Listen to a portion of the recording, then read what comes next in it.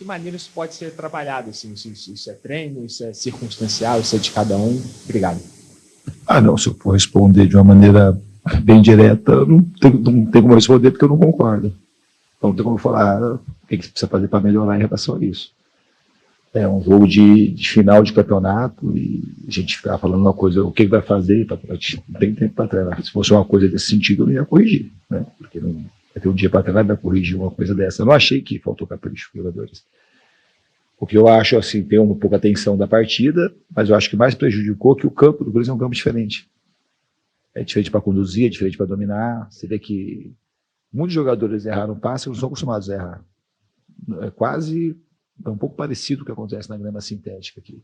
O campo é excelente, é muito bom, só que é um campo diferente. Ele tem um tempo diferente, precisa dessas bolas de mais precisão para botar para o jogador finalizar. E a gente, se fosse num campo que a gente está acostumado a jogar, num campo com a grama normal, eu acho que a gente tinha aproveitado melhor os contra-ataques que a gente teve e algumas construções que a gente também conseguiu no jogo, e no último passe, eu concordo com você, era um pouquinho, mas não era capricho não, acho que era um pouquinho, na minha opinião, era um pouco por conta do campo que a gente errou. Eu não vi os jogadores intranquilos, nem ansiosos.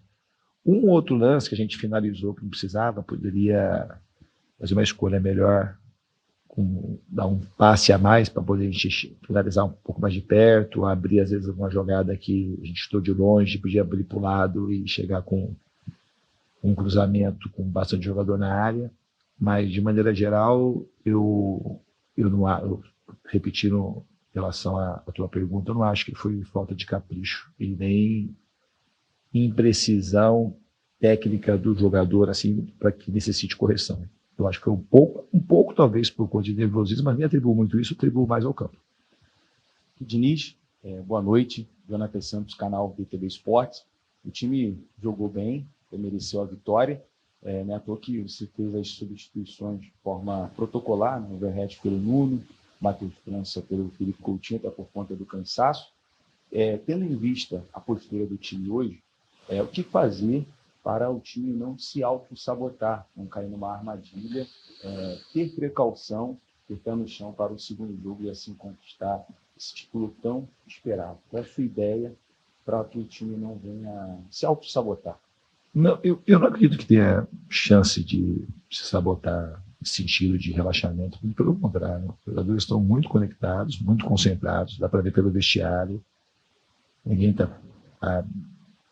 seria meio assim, surreal ter algum tipo de comemoração, porque não tem.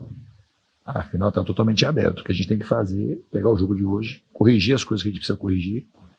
Se você perguntasse uma coisa que a gente poderia ter feito, talvez circular a bola com mais rapidez, mais velocidade e achar mais espaço.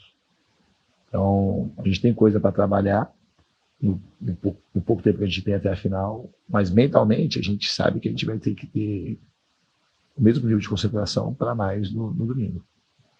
Boa noite, Diniz. Matheus Reis aqui da Rádio Dimensão Esportiva. A gente acabou de ouvir da coletiva do Dorival que o jogo foi um jogo mais truncado, um sistema defensivo do Vasco bem postado, né? Por isso as dificuldades do Corinthians de conseguir os ataques. Eu queria saber de você quais os pontos mais positivos desse Vasco para a sua proposta para o jogo de hoje e o que ainda pode melhorar para o jogo da volta. Eu acho que a gente de fato marcou bem, os jogadores foram muito empenhados na marcação, a gente não ofereceu praticamente quase nada para o Corinthians em termos de chance real de gol. E eu acho que quando a gente teve a bola, a gente, em alguns momentos, a gente podia circular mais rápido e jogar um pouco mais dentro da nossa característica de um controle, como aconteceu no jogo do Fluminense. A gente tem uma troca de passe mais acelerada para chegar com mais velocidade e com mais fluidez no ataque.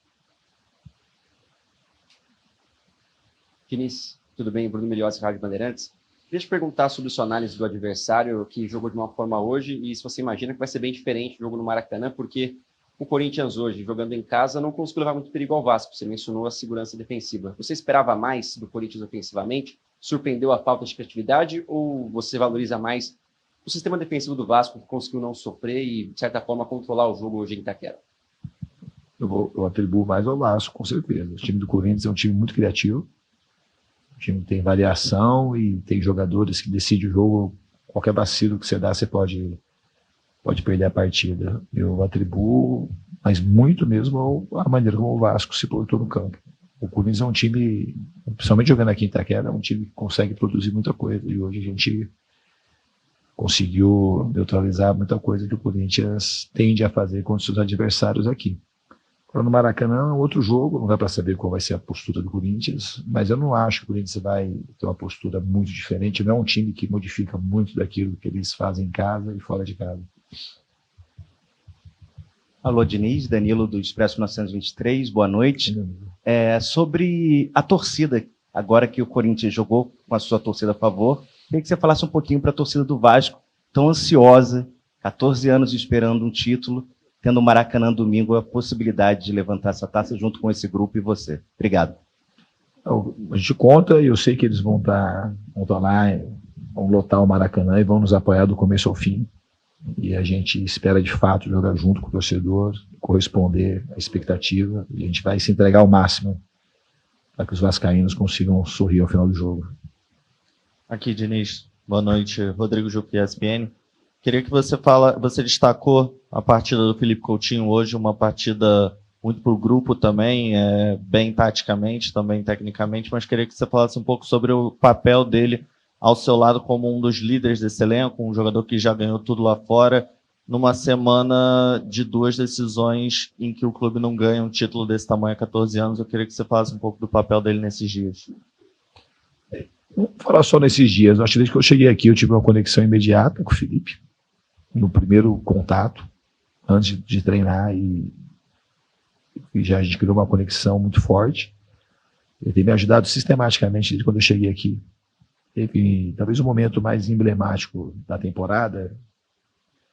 Eu nunca falei isso, mas depois do jogo do Santos, o Coutinho teve uma subluxação no ombro e ele ficou jogando, ele tomava injeção para jogar, injeção local. Umas 4 partidas, de tamanha era a vontade que ele tinha de ficar. E isso foi uma coisa que marcou muito. Esse foi o grande momento do Felipe, para mim, desde que eu cheguei aqui. Porque todo mundo sabe, quem teve problema no ombro, sabe que é muito difícil. E ele não conseguia produzir, obviamente, o que ele poderia produzir por conta do ombro. Então perdia muito lance, que não conseguia erguer a mão para proteger a bola. Mas ele ajudava em outros aspectos de liderança, quando ele estava livre com a técnica que ele tem, ele também conseguia produzir alguns lances tecnicamente. Então isso mostra o tanto que ele está compenetrado e conectado com o time. Desde a minha carreira inteira, acho que nunca aconteceu isso. Era uma lesão, de fato, verificar. O departamento médico, esperar recuperar. E ele se arriscou muito. E eu acho que ele chega no final da temporada, ele tem um merecimento muito grande para que coisas boas aconteçam para ele. E daqui até o final, hoje, como foi contra o Fluminense, ele é um jogador muito especial, muito criativo. Sempre falo isso, é um privilégio muito grande, um presente para o Vasco, um presente para o futebol brasileiro, ter um cara da categoria dele jogando aqui. Um outro dado importante, que o Coutinho, quase todos os jogos, ele é um dos jogadores que mais corre, somando as 2 equipes. Então, ele é um cara que não frequenta mais o departamento médico, treina todos os dias, joga quase as partidas quase que na sua totalidade, com ritmo, com boa intensidade, e ele é um cara que merece muita coisa boa. Aqui, Diniz, boa noite. Sérgio Quinte, canal Atenção Vascaínos. Você já falou mais uma vez que quando você substitui um time é pensando na melhora. Quando você não substitui é porque você acha que não vai melhorar.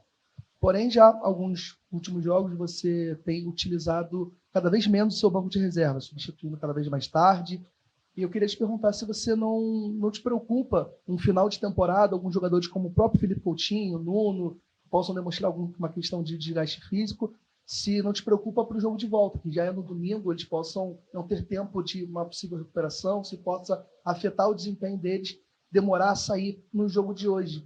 E, se me permite, em relação ao próprio Coutinho, se ele e outros jogadores não vêm sendo substituídos com mais frequência, porque o resultado contra o Atlético Mineiro, quando você utilizou o time basicamente reserva, não foi bom, se isso influencia o fato de você estar utilizando menos o seu banco. Obrigado. Eu não tenho uma relação com o jogador, relação nenhuma com o jogador do Atlético Mineiro. E se a gente ir para essa discussão, a gente aprofundar, Em alguns momentos a gente faz isso, substituir pensando no outro jogo, mas vamos fazer uma coisa um padrão, que aí não teria esse tipo de pergunta, né? Se eu substituísse um jogador até os 15 minutos que o Coutinho tivesse saído antes, ou o Nuno Moreira, isso que ia ter um efeito muito positivo para o jogo de domingo. Isso é uma coisa que é uma pergunta recorrente, que a comunidade do futebol gosta de fazer, mas não é uma coisa que tem uma racionalidade muito grande. Substituir um jogador faltando 20 minutos, é isso que vai determinar alguma coisa. Mais o suficiente, né? Tem 4 dias para recuperar, você acha que isso é uma coisa e você... Então, aí você faz uma equação que você vai arriscar se você acha que... Ainda mais hoje o jogo de final de campeonato, você vai fazer isso pensando no jogo do final de semana, que é a partida decisiva, e está acontecendo meio que ao contrário, também para vocês. É assim, uma pergunta recorrente do Nuno Moreira. O Nuno tem jogado constantemente, tem saído até mais tardiamente e, na minha opinião, o desempenho físico dele está melhor nos últimos jogos. Ele tem aparecido mais em outras partes do campo, está descendo mais para jogar, está sendo mais agressivo na marcação. Então, é uma equação assim que não fecha muito com uma lógica formal, porque o futebol tem muita coisa que escapa. Eu desde a minha carreira inteira, ninguém é obrigado a mexer no time em hipótese alguma, não tem nenhuma regra. A gente mexe, de fato, para melhorar. E eu poderia ter colocado alguns jogadores hoje. Mas você fica naquela de... Porque o time estava muito ajustado taticamente. Você fica com receio e a gente não tem quase tempo nenhum para treinar. Então eu treinei para jogar contra o Corinthians de um jeito um pouco diferente, a marcação. Aí para mexer, você fica com um pouco de receio de você mexer e acontecer alguma coisa, e ter um desajuste, não por conta do jogador, porque não deu para dar a mesma carga de treino para todo mundo, a mesma informação para todo mundo. Então você fica no banco, a minha ideia é sempre mexer para ficar, no mínimo, estabilizar ou para melhorar o time. Isso não é porque não tem jogador que possa entrar e eu confio no elenco do Vasco, sempre falei isso.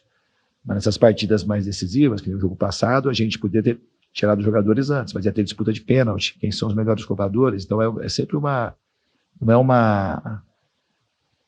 Em algumas ocasiões não é uma decisão fácil. Hoje eu pensei em trocar mais cedo, mas na hora de pensar todas essas coisas a gente leva em consideração e eu prefiro não mexer.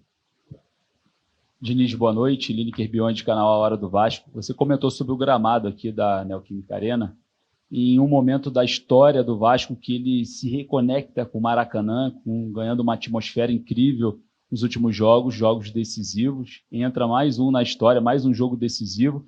Queria saber o que você espera da torcida no Maracanã em relação à atmosfera e em relação ao gramado, o que você acha que atrapalha daqui na Neoquímica Arena, como você falou anteriormente, e se isso limita a procura em uma possível reforma e ampliação de São Januário, a ida do Vasco para o Newton Santos. Queria que você falasse um pouco também o que você espera da diretoria em relação ao Maracanã quando o São Januário entrar em reforma. Obrigado. Putz, eu acho que o Maracanã acho que não tem possibilidade de jogar 3 times lá. Eu acho que é uma coisa que não tem. Se eu puder jogar no Maracanã e a diretoria, seria um sonho para todo mundo. Eu particularmente gosto do Maracanã. Acho que o gramado, desde que eu passei pelo Fluminense em 2019, que eu acompanhei mais de perto o Maracanã até hoje, talvez viva o seu melhor momento. O gramado está muito bom para jogar Maracanã. Aqui o gramado é muito bom, excelente aqui o gramado. Semelha até muito os gramados europeus, mas tem um componente, um pouco de grama sintética, que é um campo diferente. É um campo que ele tende, a bola corre mais rápido, o jogador escorrega mais. Tem muitos jogos aqui que você vê o jogo sendo decidido, que o jogador escorregou, errou o time da bola. E se a gente pudesse jogar no Maracanã com mais frequência, para a gente seria muito bom com a reforma de São Januário, mas não sei se isso é possível. Em relação à torcida, eu tenho a convicção de que o torcedor vai esgotar os ingressos e vai nos apoiar nesse fim do jogo, e eu de fato adoro a torcida do Vasco, cada vez mais.